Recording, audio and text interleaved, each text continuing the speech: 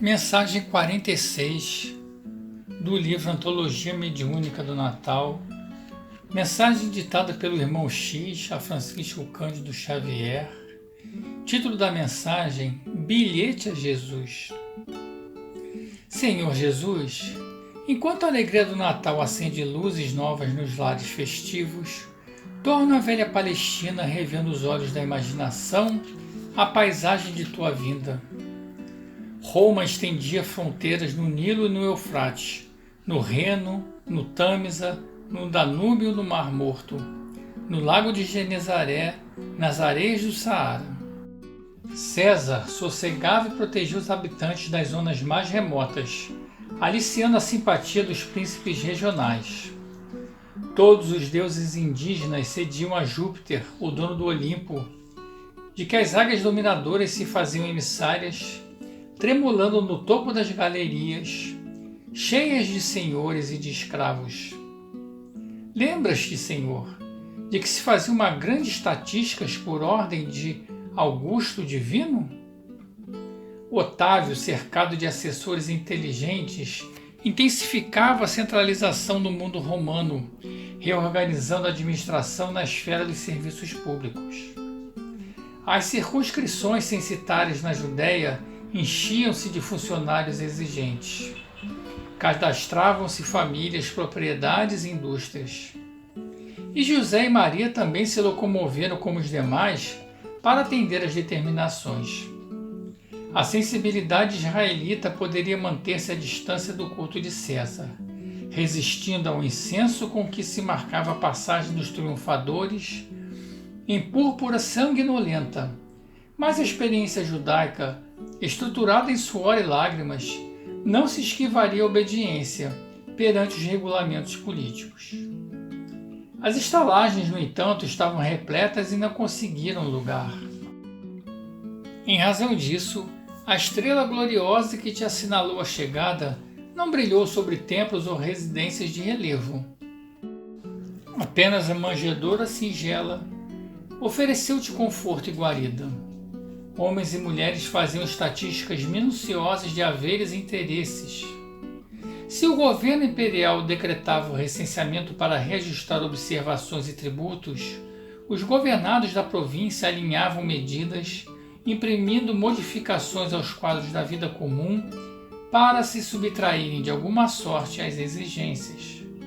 Permutavam-se cabras e camelos, terras e casas, reduzidos parques agrícolas e pequenas indústrias. Haveria espaço mental para a meditação nas profecias? Para cumprir o dever religioso não bastava comparecer ao Templo de Jerusalém nos dias solenes, oferecer os sacrifícios prescritos e prosternar-se ante a oferenda sagrada ao ressoar das trombetas? Razoável, portanto, examinar os melhores recursos e burlar as requisições do romano dominador. A fração do povo eleito que se aglomerava na cidade de Davi lia os textos sagrados, recitava salmos e tomava apressado conselho aos livros da sabedoria. Entretanto, não considerava pecado matar o tempo em disputas e conversações infindáveis ou enganar o próximo com a elegância possível. Por essa razão, Senhor, quem gastaria alguns minutos para advogar proteção a Maria e José? Eles traziam a sinceridade dos que andam contigo, falavam de visitas de anjos, de vozes do céu, e o mundo palestinense estava absorvido no apego fanático aos bens imediatos. Comentavam-se apaixonadamente as listas e informações alusivas a rebanhos e fazendas. As narrações do sonho de José ou da experiência de Zacarias prefeririam o noticiário referente à produção de farinha ou ao rendimento de pomares. Todavia, para entregar à humanidade a divina mensagem de que te fizeste o depositário fiel, não te feriste ao choque da indiferença. Começaste assim mesmo na manjedoura humilde o apostolado de bênçãos eternas. O Evangelho iniciou a primeira página viva da revelação nova na estrebaria singela. A natureza foi o primeiro marco de tua batalha multissecular da luz contra as trevas. E enquanto prossegues conquistando palmo a palmo o espírito do mundo, os homens continuam fazendo estatísticas inumeráveis. Aos censos de Otávio seguiram-se os de Tibério, aos de Tibério sucederam-se arrolamentos de outros dominadores. Depois do poderio romano fragmentado, outras organizações autoritárias apareceram não menos tirânicas. Dilataram-se os serviços censitários em toda parte. As nações modernas não fazem outra coisa além da extensão do poder, melhorando a estatística que lhes diz respeito. Inventariavam-se na antiga Judéia ovelhas e jumentos, camelos e bois. Hoje, porém, Jesus, o arrolamento é muito mais importante. Com o aperfeiçoamento da guerra, o censo é vital nas decisões administrativas. Antes da carnificina, arregimentaram-se estatísticas de canhões, tanques e navios, aviões, metralhadores e fuzis. Enumeram-se homens por cabeça no serviço preparatório dos massacres e, em seguida, anotam-se feridos e mutilados. Isso nas vanguardas de sangue, porque na retaguarda o inventário dos grandes e pequenos negócios é talvez mais ativo. Há corridas de armamentos e bancos, valorização e desvalorização de bens móveis e imóveis, câmbio claro e câmbio escuro, concorrência leal e desleal, mercado honesto e clandestino, tudo de acordo com as estatísticas prévias que autorizam providências administrativas e regem o mecanismo da troca.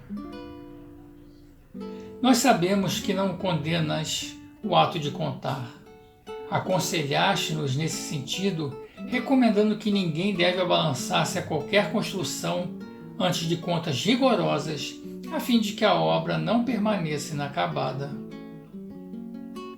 Entretanto, estamos entediados de tanto recenseamento para a morte, porque em verdade nunca esteve a casa dos homens tão rica e tão pobre, tão faiscante de esplendores e tão mergulhada nas trevas, tão venturosa e tão infeliz como agora. Desejávamos, mestre, arrolar as edificações da fé, os serviços da esperança, os valores da caridade. Contudo, somos ainda muito poucos no setor de interesse pelos sonhos reveladores e pelas vozes do céu. Apesar disso, sabemos que os homens fanatizados pela estatística das formas perecíveis examinam os gráficos de olhos preocupados, mas erguem corações ao alto, amargurados e tristes. Movimentam-se entre tabelas e números, mas torturados pela sede de infinito. Quem sabe, Senhor, poderias voltar, consolidando a tua glória, como fizeste há 20 séculos. Entretanto, não nos atrevemos ao convite direto. As estalagens do mundo estão ainda repletas de gente negociando bens transitórios e melhorando o inventário das posses exteriores.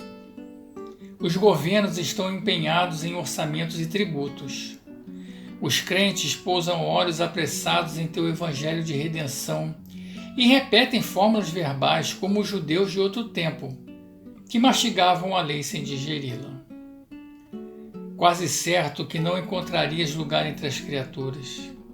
E não desejamos que regresses de novo para nascer num estábulo, trabalhar à beira das águas, ministrar a revelação em casas e barcas de empréstimo e morrer flagelado na cruz. Trabalharemos para que a tua glória brilhe entre os homens, para que a tua luz se faça nas consciências. Porque em verdade, Senhor, que adiantaria o teu retorno se a estatística das coisas santas não oferece a menor garantia de vitória próxima? Como insistir pela tua volta pessoal e direta, se na esfera dos homens ainda não existe lugar onde possas nascer, trabalhar e morrer?